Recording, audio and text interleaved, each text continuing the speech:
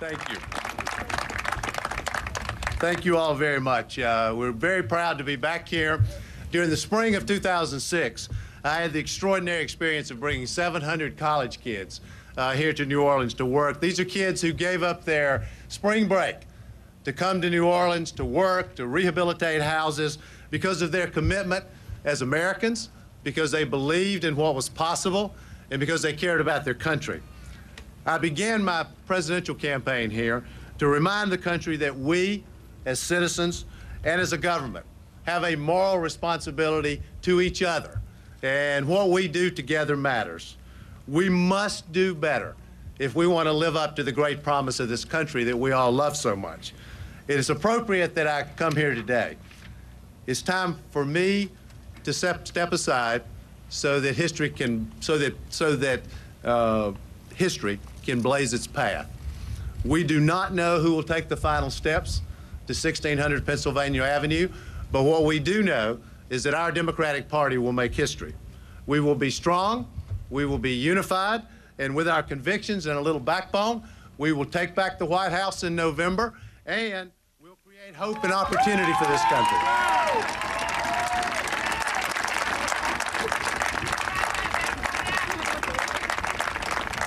This journey of ours began right here in New Orleans. It was a December morning in the lower Ninth Ward when people went to work.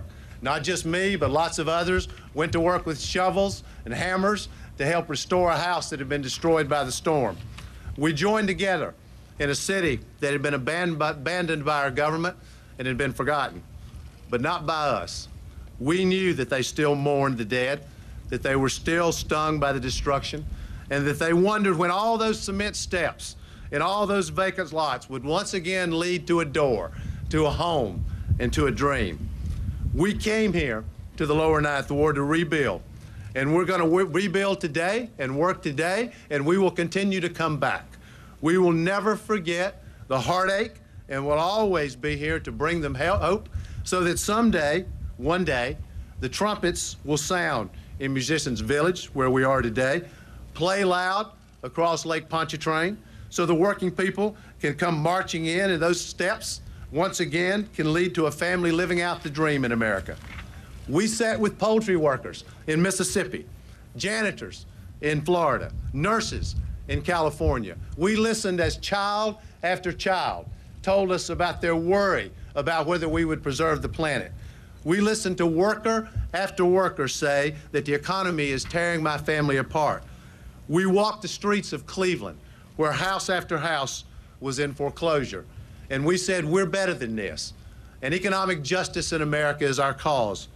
And we spent a summer day in Wise, Virginia, with a man named James Lowe, who told us the story of having been born with a cleft palate. He had no health care coverage. His family couldn't afford to fix it. And finally, some good Samaritan came along and paid for his cleft palate to be fixed, which allowed him to speak for the first time, but they did it when he was 50 years old. His amazing story, though, gave this campaign voice. Universal health care for every man, woman, and child in America. That is our cause.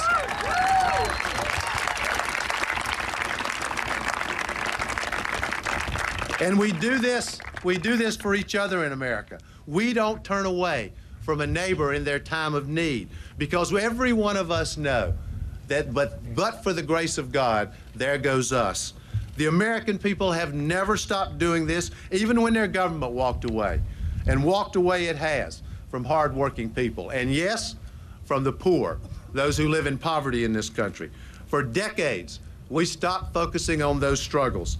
They didn't register in political polls. They didn't get us votes. And so we stopped talking about it. I don't know how it started. I don't know when our party began to turn away from the cause of working people, from the fathers who were working 3 jobs literally just to pay the rent, mothers sending their kids to bed wrapped up in their clothes and in coats because they couldn't afford to pay for heat. We know that our brothers and sisters have been bullied into believing that they can't organize and can't put a union in the workplace. Well, in this campaign, we didn't turn our heads. We looked them square in the eye and we said, we see you, we hear you, and we are with you, and we will never forget you. And I have a feeling that if the leaders that if the leaders of our great Democratic Party continue to hear the voices of working people, a proud progressive will occupy the White House. Now, I've spoken to both Senator Clinton and Senator Obama. They have both pledged to me, and more importantly, through me, to America, that they will make ending poverty central to their campaign for the presidency.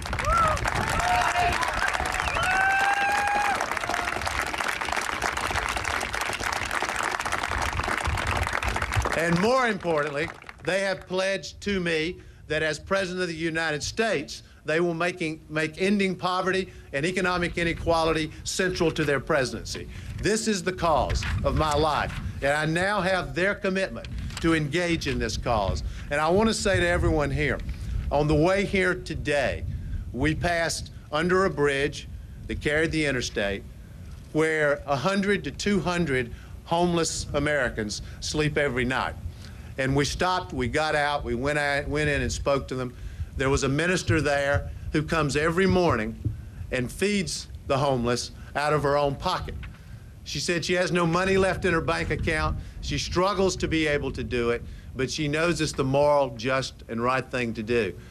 And I spoke to some of the people who were there, and as I was leaving, one woman said to me, "You won't forget us, will you? Promise me you won't forget us." Well, I say to her, and I say to all those who are struggling in this country, we will never forget you. We will fight for you. We will stand up for you.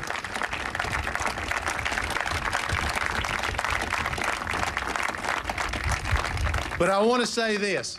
I want to say this because it's important. With all of the injustice that we've seen, I can say this. America's hour of transformation is upon us. It may be hard to believe when we have bullets flying in Baghdad. It may be hard to believe when it costs $58 to fill your car up with gas. It may be hard to believe when your school doesn't have the right books for your kids.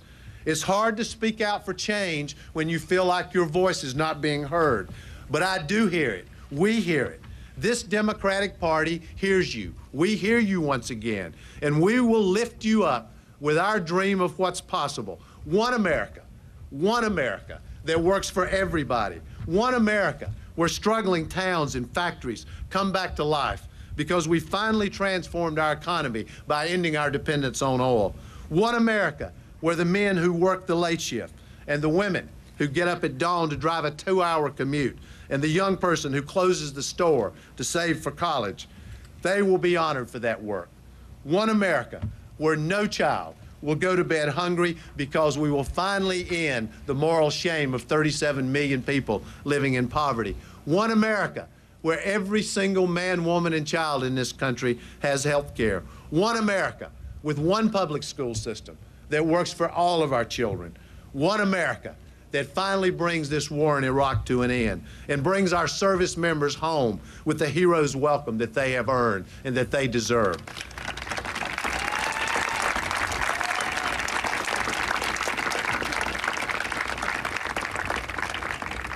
Today, I am suspending my campaign for the Democratic nomination for the presidency.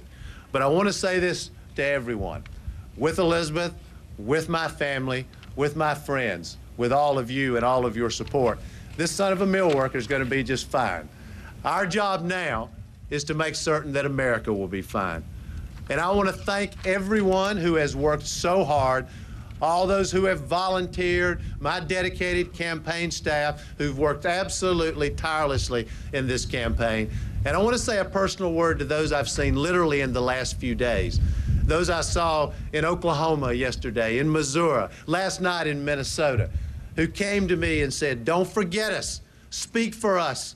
We need your voice." I want you to know that you almost changed my mind because I hear your voice.